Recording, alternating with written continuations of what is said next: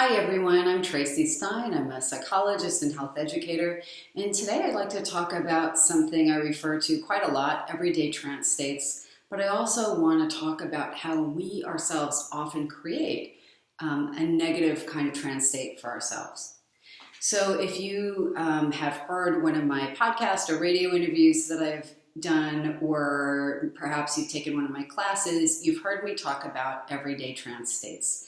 And again, just to summarize, they're states of intense absorption in and attention to something specific, usually something in our inner world. So if you're driving in the car and you're very daydreamy and you have driven for 5 minutes without realizing you've even been doing so, it's a normal, common, everyday trance state. Same if you've been really absorbed in a good book or movie, or in dance or an artistic pursuit.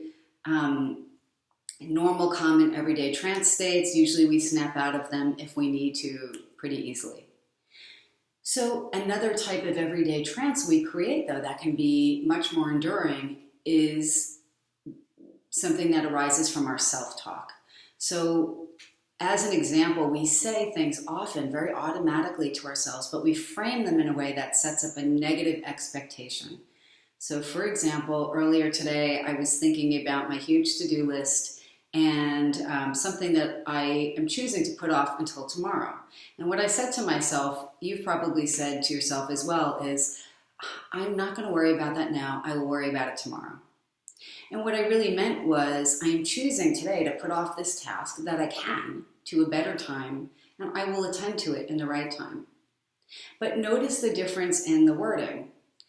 The difference is important is because your unconscious mind isn't terrific at understanding the whole double negative thing, or when we say something in a negative way, but we mean something positive. So it will hear blah, blah, blah, worry tomorrow.